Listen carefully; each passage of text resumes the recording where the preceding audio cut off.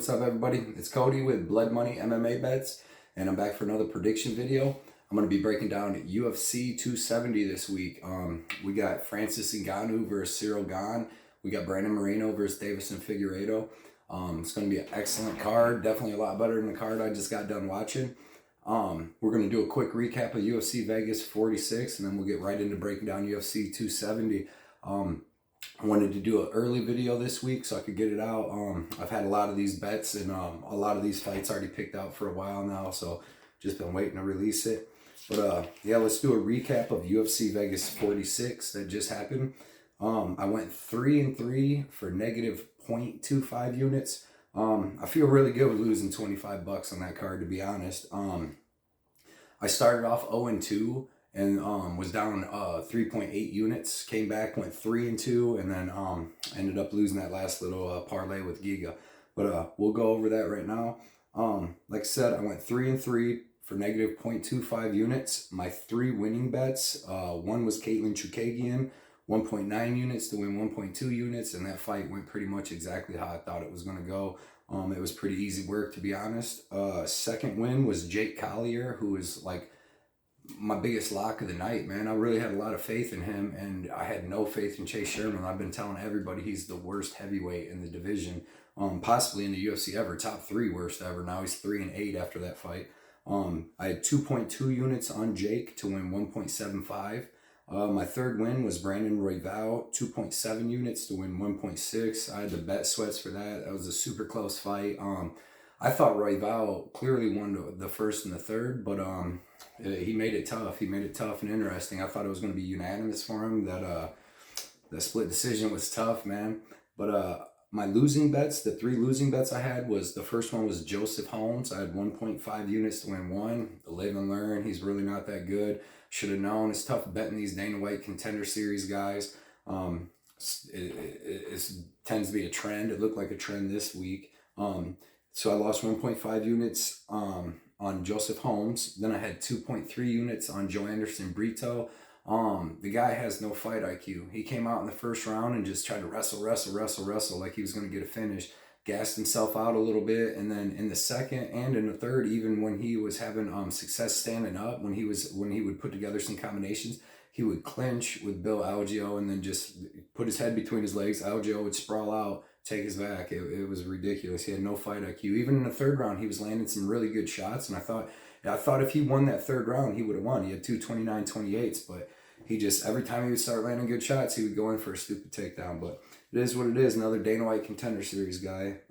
Yeah, I lost 2.3 units to win 2, so I lost 2.3 there. And the third loss was Giga Slavaklaus, 1 unit parlay.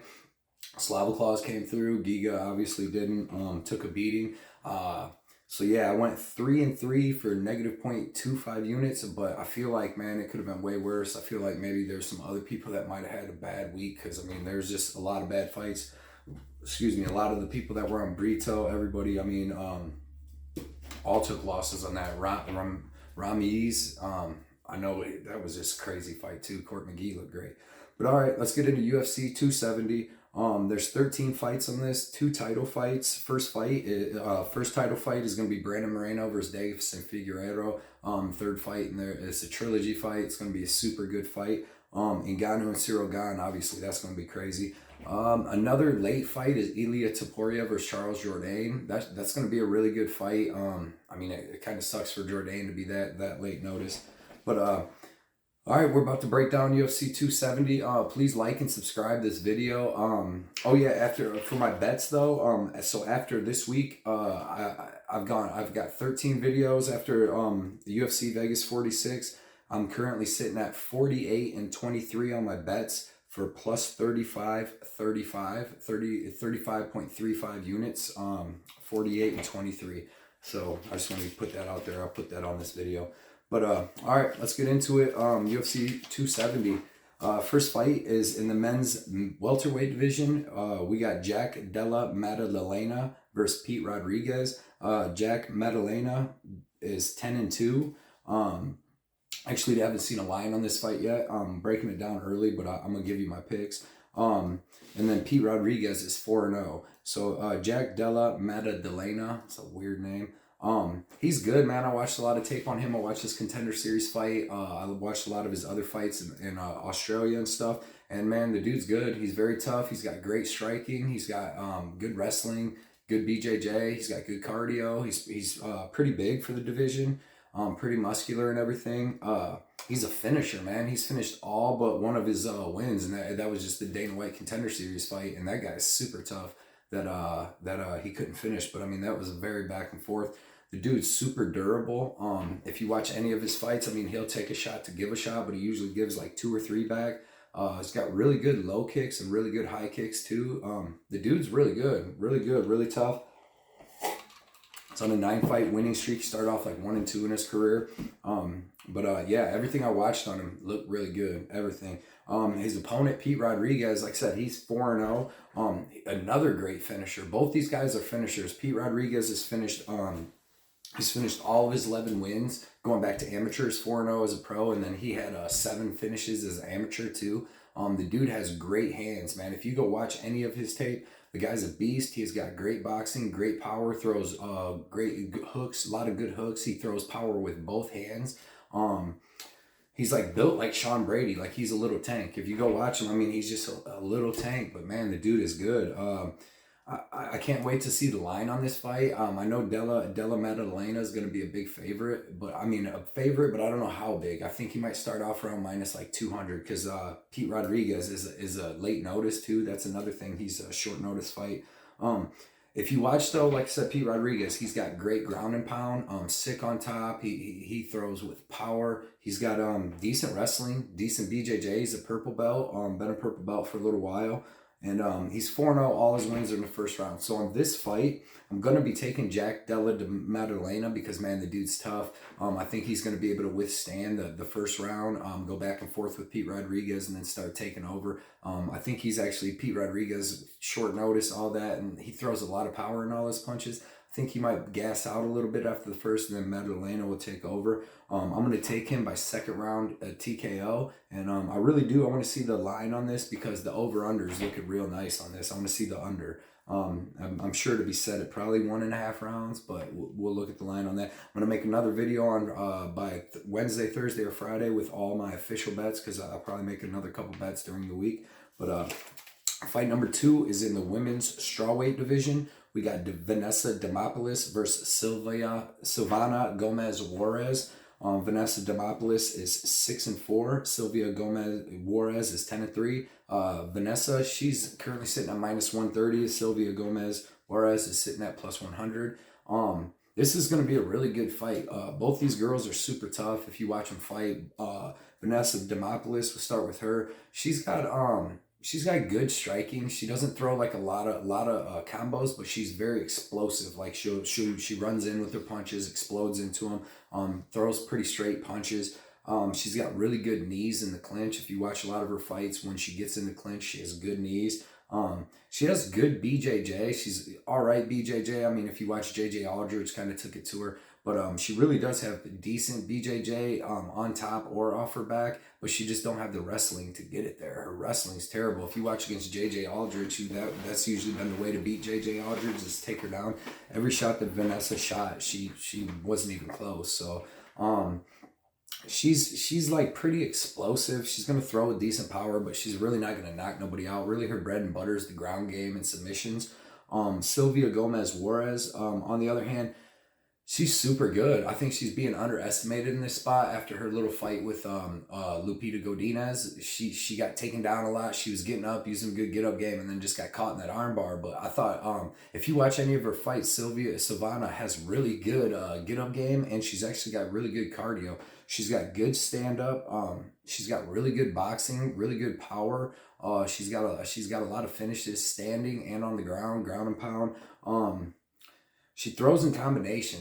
Like if you watch her fight with Ariana Lipski, it went 5 rounds just because she's got good fights. Like all the people she's fought, a lot of them are UFC people. Like her only losses are to really like UFC caliber people. And she bangs. She's tough. The fight with Ariana Lipski was a 5-round war back and forth, man, where they were just throwing bombs on each other. I'm going to take Silvana Gomez Juarez in this fight. I think even if she gets taken down in the first round, which I don't think she's going to get taken down because she moves a lot. She's pretty powerful, pretty explosive. And Vanessa Demopolis' wrestling's terrible. So I'm going to actually take Silvana Gomez in this fight. I'm going to take her by decision. But I think she's going to be able to beat up Vanessa Demopolis. I think the first round's going to be a little tough, but I think she can start taking over in the second and third. She's going to be a little bigger. She's got 1 inch of height, 1 inch of reach. But give me the underdog. Give me Silvana Gomez Juarez. I haven't bet it yet. I'm going to see later in the week what the line will go up to. And I'm thinking about betting it. I hate betting low-level female fights, though. But fight number 3 is in the men's welterweight division. We got Michel Pereira versus Andre Fialho. Michel Pereira is 26-11. I seen a line. He's currently sitting at about -300. Andre Fialho is 14-3, and he's currently sitting at my plus 240. This is a short notice fight. Andre Fialho is coming in on short notice. He's got like a week or about 2 weeks. He was gonna fight last week, but they got caught off some type of COVID thing, rescheduled, or he was supposed to fight sometime, maybe on the card. I think they were supposed to fight on the card right before Christmas, and it got canceled back. So actually, he does have a lot more time on his camp. But Michel Pereira is 26-11. You guys seen him fight. He's very explosive. He's got very unorthodox striking. Good kicks, good punches, good spinning stuff like capoeira stuff.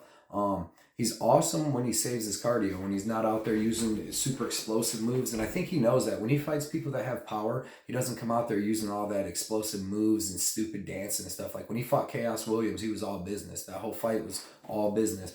And he looked pretty good in it because Chaos Williams, we're finding out, super tough, great boxing, tough.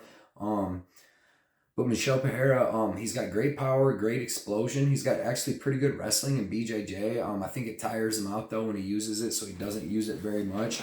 He's got KO power. He's super tough. The only thing, is like everybody knows about him is his suspect gas tank. You've seen it against Nico Price, Tristan Conley, basically every fight he's been in. I mean, he looked decent against Chaos Williams, but Chaos Williams don't push a crazy pace. Like, they were just more boxing, sparring, like, the whole time.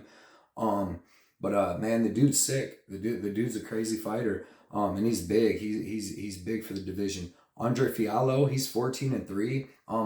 Went back and watched a lot of tape on him. Watched his James Vick fight. Watched a couple other fights before that. The dude's got good power. He's got decent boxing. He's kind of slow, but he's got really good hooks with really good power. He'll throw somewhat in combination, especially if he gets you backed up against cage like he did against James Vick. But I mean, Michel Pereira is not James Vick. He doesn't have the best striking defense. Like, he doesn't have the best head movement. He's kind of like takes a couple punches to throw his, because like I said, it seems like he's kind of slow. I don't know. He does have good power. He's got some finishes on his record. But in this fight, I'm going to take Michel Pereira. I think he gets a pretty comfortable win with his speed and movement and the power that he's going to throw with. I don't think he's going to get the finish. I'm going to take him by decision. But like I said, I do think he gets the win. So I'm gonna take him. I have him in a parlay actually. I'll tell you when I finish the other part of the parlay. Next fight number 4 is in the men's bantamweight division. We got Hani Barcelos versus Victor Henry. Hani Barcelos is 16-2. Victor Henry is 21-5. This is going to be a really good fight. Anybody sleeping on Victor Henry is going to find out in this fight he's really good. I don't know if he's going to win the fight. I don't think he is, but he has a chance. The dude is good. If you go watch all his fights, man, the dude's good, super well-rounded, super tough. Hani Barcelos, though, if you watch him fight, dude's a great wrestler. He's a Brazilian national champion wrestler. He's got great BJJ. I'm pretty sure he's like a world champ or something close to that in BJJ. I know he's a black belt. I think he's even higher than like a black belt. The dude has great wrestling, great offensive wrestling, great defensive wrestling. You've seen it against Timur Valiev and against Said Nurmagomedov. He's got a super underrated power too, man. The dude can crack. He's got great boxing, great timing, great power. Throws a lot of hooks, actually throws a lot of straight rights too. He's just very well-rounded, super underrated fighter. I've been watching him for his whole career in the UFC, and he's good. He's super underrated. That last fight against who was his last fight against? Oh, Timur Valiev. Yeah, he was winning that fight, and he dropped Timur in the second round and went in for the finish, man, and gassed himself out, and pretty much just laid there and had to take a little beating in the third. But Super good, man. The guy's super good. Victor Henry, 21-5, like I said. The dude is great too, man. He's all around great fighter. He's got good striking. He's got good wrestling, good scrambles, good BJJ. The dude's got 26 fights. He's never been finished, so he's super tough. He has great cardio. You see, if you watch him fight like Kyler Phillips, man, them dudes were going back and forth, scrambling the whole time, and he wore Kyler Phillips out. I mean, it was a close decision, but like he wore Kyler Phillips out. And Kyler, if you've seen Song Yudong and all that, Kyler Phillips is super good. So, Victor Henry's tough, man. He's been fighting all over the world too, and he's just like a gritty vet. I'm going to take Hadi Barcelos to win this fight. It's going to be a back and forth fight, scrambles, everything. I take it in decision. He ain't finishing him. I want to see the line on the over under on the decision, because that's really the way I'm leaning on this fight. I want to see when that comes out. I'll check it out, and that'll be something that I'll put in on that Thursday or Friday video with my official bets, because I'm really liking the over on that. Both these dudes are super tough, super durable. I don't see neither one of them like KO artists, and neither one of them really go for the submission that much. So I just see a back and forth fight, mostly probably stand up. But yeah, give me Hadi Barcelos decision. I'm gonna bet the over. Fight number 5 is in the women's flyweight division. We got Jasmine Jasudavicius versus Kay Hansen. Jasmine is 6-1, and she's currently sitting at plus 200. Kay Hansen is 7-4, and she's currently sitting at minus 240. Jasmine, she's really big for this division. She's a really big girl. She's got really long legs. She's 5'7" with a 68-inch reach. Kay Hansen's only 5'2" with a 63-inch reach. So Kay Hansen's definitely going to be at a size disadvantage. 5 inches of height and 5 inches of reach. Jasmine, if you go watch her fight, she's from Canada. She's big, long, like I said. She's got really good striking, loopy striking, good kicks and stuff. She's got good grappling. She's super strong. Watched her fight. She has good wrestling, good defensive wrestling. I've seen her pick up girls, suplex them. She throws good long punches. Likes to hit girls at the end of her punches and is really good. Like what I seen out of her, I like her. She's a fighter, and she's 6-1. Her only loss was a split decision that could have went either way. She's just, with her size advantage and her length and everything in this fight, I just don't see how she's a big underdog, to be honest, because Kay Hansen ain't even really all that good to me. She barely beat Jinh Frey. She was getting beat, in my opinion, pretty much to the 3rd round when she caught that armbar, and Jinh Frey's at atom weight.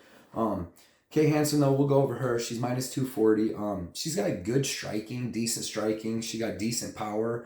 She throws pretty straight punches. She's pretty aggressive.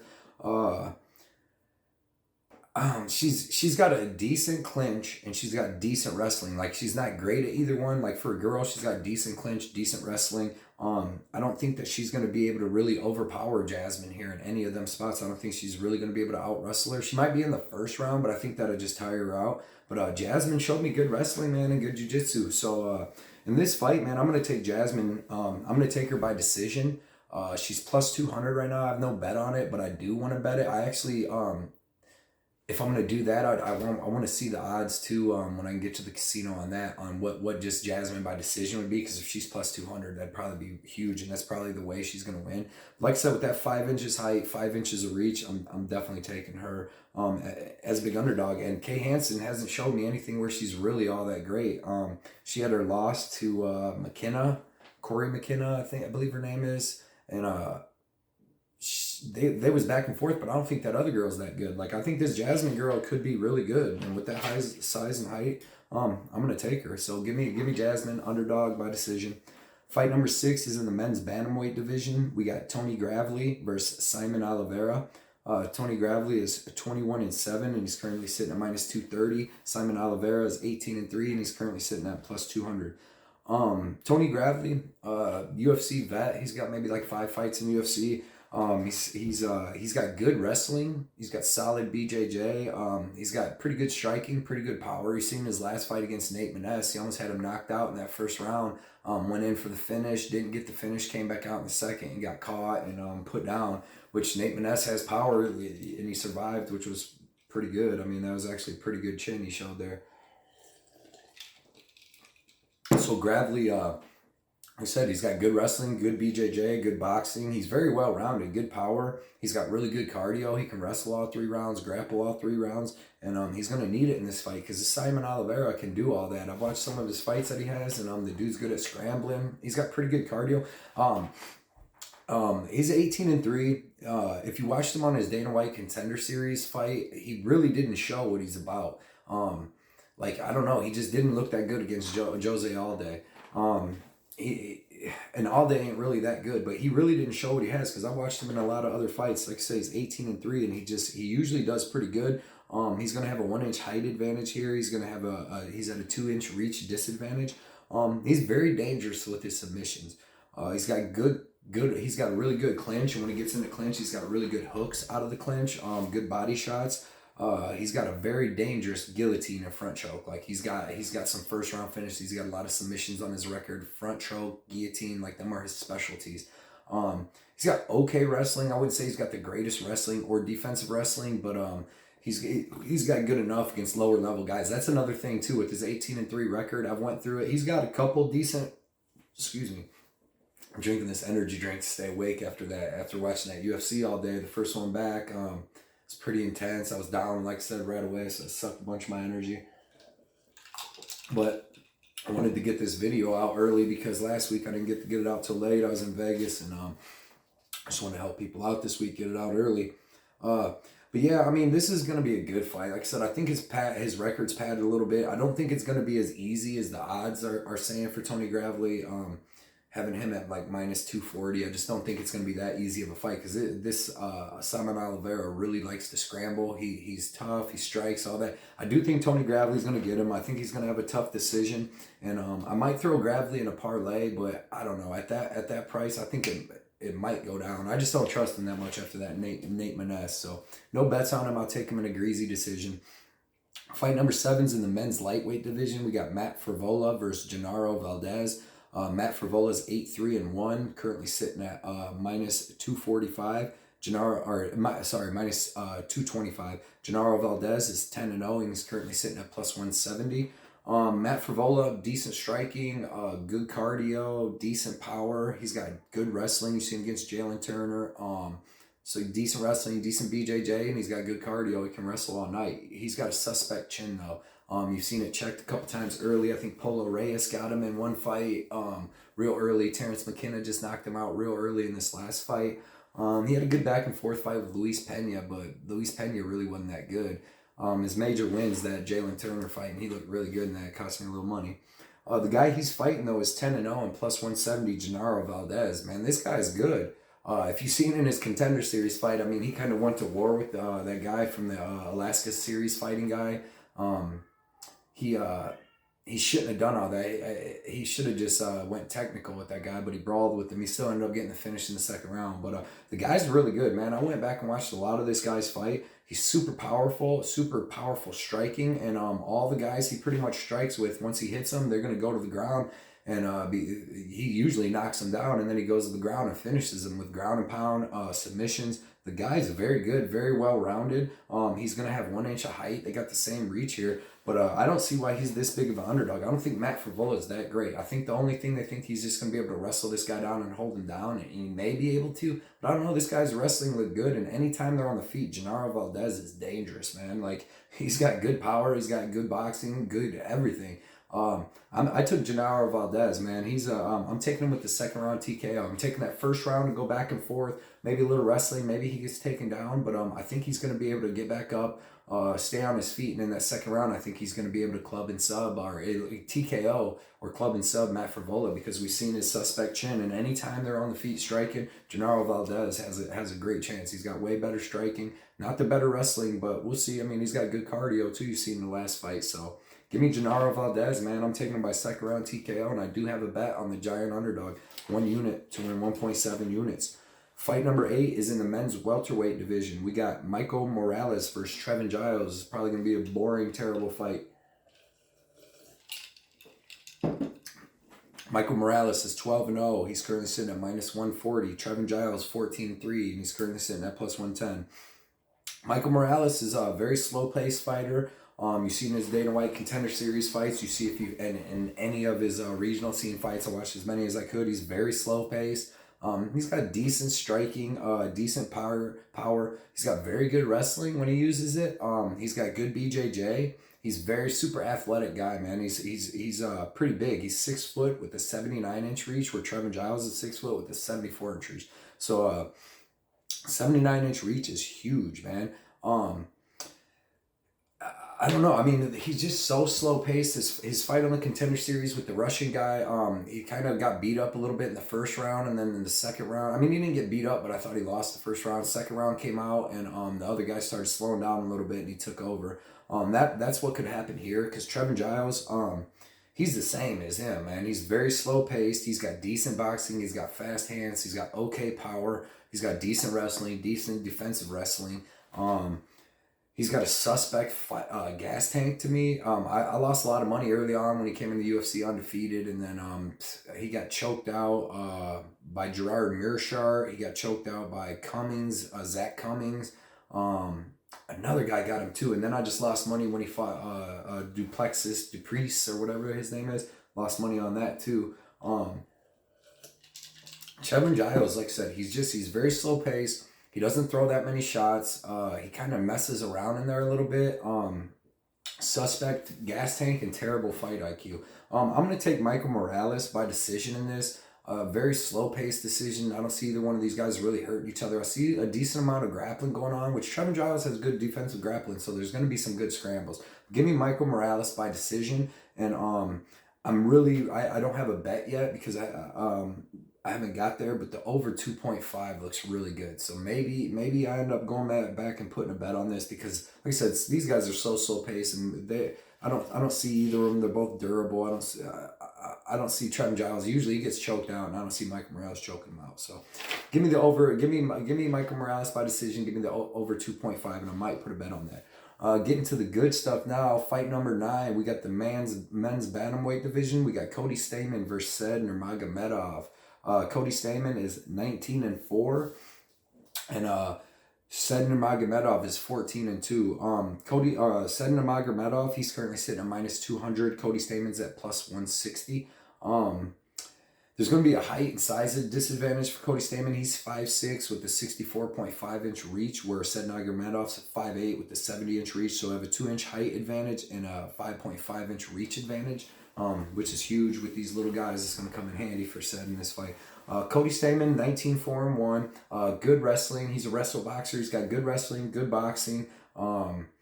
He has okay BJJ. He's got decent BJJ. If he can out wrestle somebody and uses BJJ, he's going to win every time. He's got some upsets. I remember watching his first fight against Tom Duquesnoy, beat him. He's got some good wins, and his only losses are to top tier guys.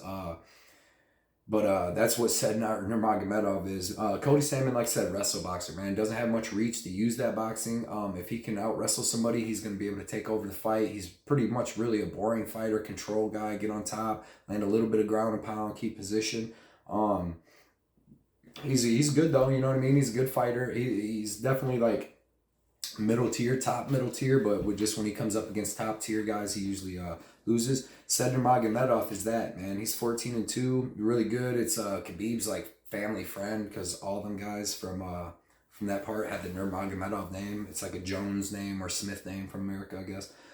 Said is he's very good at striking, man. The guy's unorthodox. He'll throw a lot of spinning strikes, a lot of kicks, a lot of head kicks, spinning back fists. He's got good wrestling, good defensive wrestling. He's got good BJJ. He's got good finishing ability. If you watch some of his wins, Ricardo Ramos, he finished. That was an awesome finish. He finished last fight too. Oh yeah, Mark Striegel finished him. Had a great fight with Jaime Barcelos, who's fighting on this card. Where both of them guys are great. That was a great fight. Like I said, this is gonna be a great fight. I expect it to be kind of boring. Most Cody Stamann's fights are. Give me Said Nurmagomedov by decision, and I'm gonna have him on the parlay with Michel Pereira, and that's the only parlay I'm going to have on this fight. Like I said, everybody knows me. I don't like parlays. I put in a parlay tonight with Giga and Slavoclaw. Should have just put that money on Slavoclaw. I didn't even want to bet Giga. I wasn't even going to bet Slavoclaw either. I had that Seg Kramakhanov or whatever, and his fight got canceled. So I ended up going and putting out a little 1-unit bet on the Giga and Slavoclaw and lost that. But yeah, that's my parlay. Michel Pereira and Said Nurmagomedov. Fight number 10 is in the men's middleweight division. We got Rodolfo Vieira versus Wellington Turman. Rodolfo Vieira is 8-1, and he's currently sitting at -210.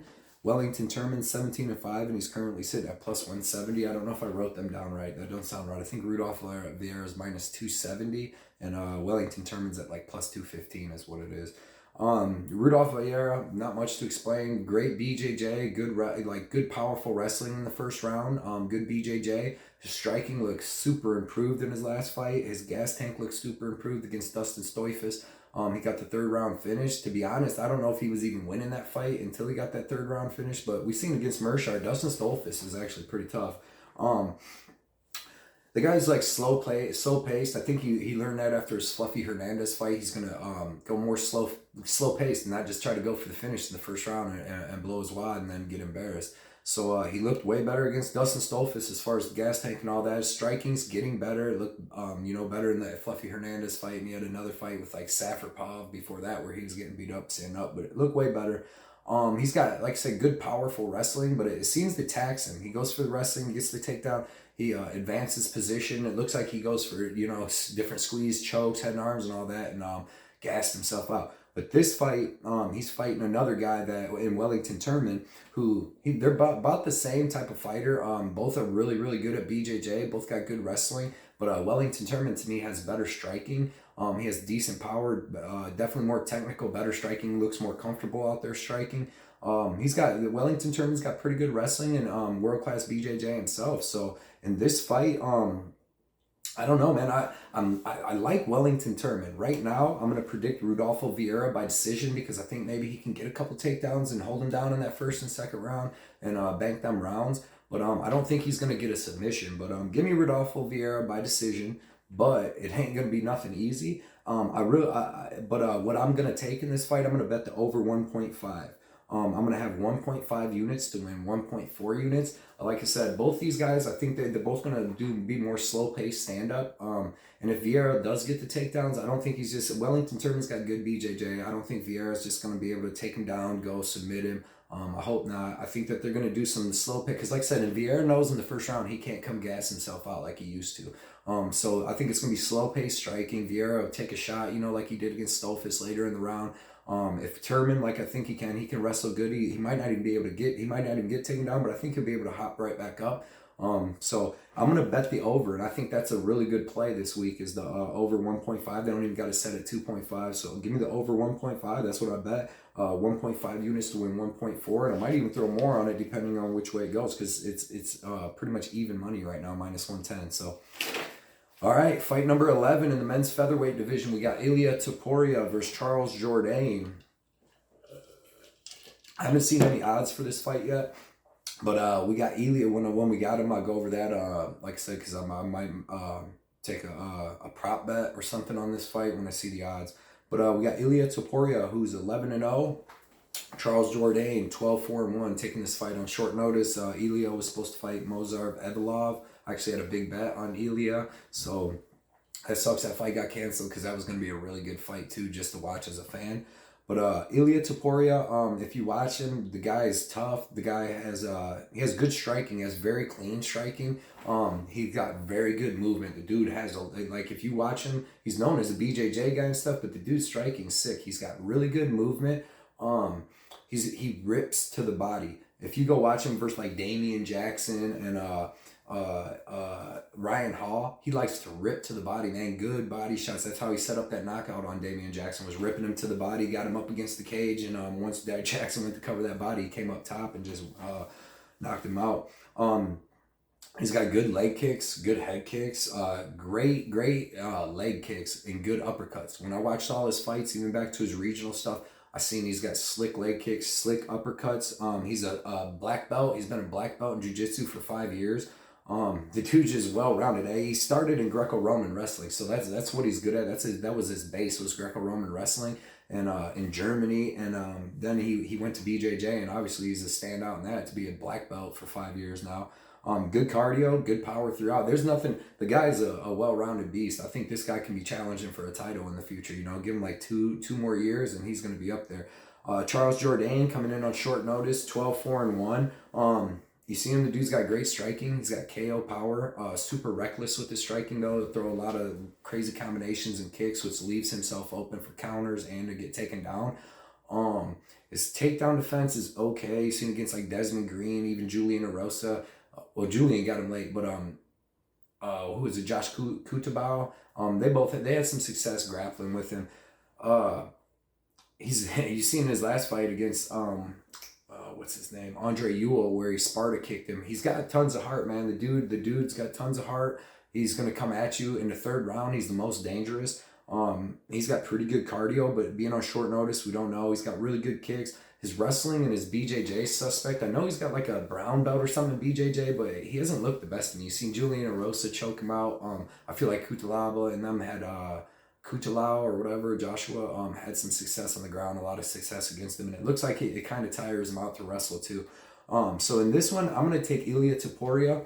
I'm going to get him by second round sub, maybe a club and sub, or maybe just a sub. I believe he's going to be able to land takedowns at will. That first round is going to be pretty sketchy, but I believe he's going to be able to land his takedowns, wear on Jourdain in the second round, because like I said, with what Rosa did, choking him out, it just doesn't look like his jiu-jitsu game's that up to par, and Ilia Topuria is a dangerous man. You don't want to come in on short notice and fight him, really. So give me Ilia Topuria by second round sub. I haven't seen no lines on over-unders or lines, but I'm interested. When I see it, if anything looks good, I might go throw a bet on it. That'll be on the other video. All right, fight number 12 is a championship fight. We're getting into the co-main event. Men's flyweight division. Brandon Moreno versus Davison Figueiredo. This is the third fight, the trilogy fight. We got one draw and one win for Moreno. Moreno coming in as champion. Brandon Moreno is 19-5-2. He's currently sitting at minus 180. Davison Figueiredo is 22-1, currently sitting at plus 140. Brandon Moreno, if you watch the guy throughout his career, man, the guy has, great jab, great boxing, super fast. He's got great leg kicks. He's got great, I wouldn't say great, but he's got good wrestling, good technique, really good BJJ. You've seen against Brandon Royval, you've seen against Davison last fight, a lot of his fights, even Askarov, good BJJ. He's very squirrely. The dude is just tough too, man. He's never been finished in his pro career in 27 fights. He's got great hand speed, and if you watch his fights, he's got great stepping elbows. He was hitting Davison with them stepping elbows last fight and in the first fight, and that's a great move. You've seen Calvin Kattar using them elbows tonight. That was sick.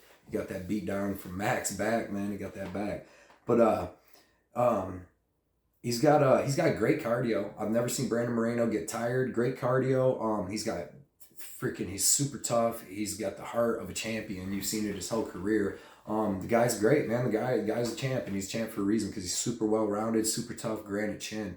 You seen last fight, he was out striking Davison, definitely out grappled him, shot more takedowns in the second fight than he did in the first fight, and I think that changed a lot of things. Plus, Davison had a terrible weight cut last time. You seen him crying and stuff, trying to cut weight the night before. And that's a big thing with this fight. I think getting into Davison, I think he's going to be a lot better. He's been working with Henry Cejudo and Fight Ready, and man, I think his weight cut's going to be a lot better. I think everything's going to be a lot better. When you go there and work with him, he's been preparing him for the last 3 months for this fight, and he's going to have him on point. I think it's going to be a whole different Davison Figueiredo, to be honest.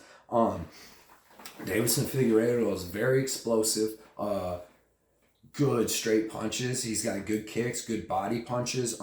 He's got decent wrestling. If there's any chink in his armor, it's his wrestling defense. He can be taken down. He likes to go for guillotines and stuff and throw up all kinds of submissions when he's on his back, but he likes to be standing and banging.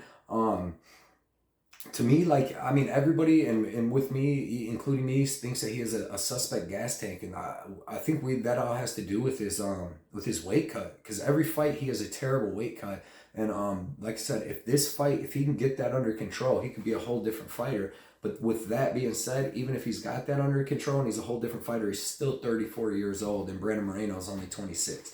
And 34-year-old flyweight against a 28-year-old, I didn't know if I said 26, but he's 28. Moreno is a huge difference, a 6-year difference. Moreno's 5'7" with the 70-inch reach. Figueiredo is 5'5" with the 68-inch reach. So he's got 2 inches of height, 2 inches of reach, and he's 6 years younger. So with all of them going in his favor, I'm gonna take this as this is just gonna be another banger. I'm gonna take Brandon Moreno by decision this time. I don't see Figuereido gassing and getting finished like he did last fight. Give me Brandon Moreno by decision. I do have a bet on this fight. I bet the over 2.5. I got it at -154, and I have let me see, 1 second. I have 2 units to win 1.3 units, and I really like that. I know it went up to the 3.5, and it was like even money at over 3.5. I still like that. I don't want to get greedy. I just went and took the over 2.5 because I see it going over 2.5. Both these dudes are durable. The only one, there's one finish, Davison in the last fight, so by Moreno, but I just don't see that happening again. I think this goes to decision. I give it to Moreno.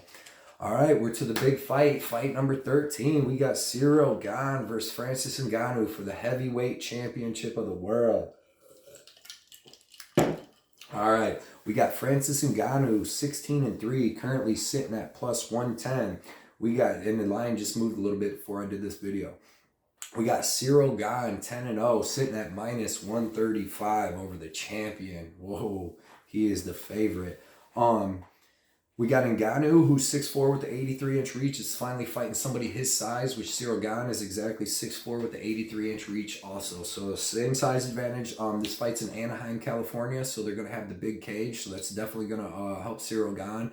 It definitely didn't help Stipe to be in that little cage last time. Like, literally, it looked like Francis Ngannou, every punch he threw could hit Stipe because there's nowhere to go.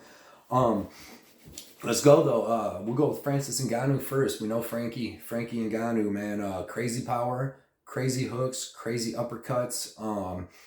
Very explosive. When he throws in combination, like you've seen against Jairzinho Rozenstruik, man, the dude is dangerous. You've seen against Alistair Overeem. Once he starts throwing them hooks and uppercuts, man, you can lose some time off your life out there with this guy in the cage, to be honest. He's definitely got improved wrestling and improved defensive wrestling. You've seen against Stipe, stuffed his takedown and then actually got a takedown of his own and started beating Stipe up, which is pretty scary because that looked like the only way to beat this guy before. He's pretty one-dimensional though. You know, he's got his power, he's got his hooks and his uppercuts. He doesn't throw many kicks. Like I said, he doesn't really wrestle, but he's got death power. Like, he touches you, you're out. Frankie Ngannou is 36 years old now, so that we got to factor that in too. I mean, in heavyweight, that's not that bad, you know what I mean, if he's not a flyweight or nothing, but still 36 years old, you're going to slow down just a little bit. The guy he's fighting is Ciryl Gane, 10-0, undefeated heavyweight interim champion right now.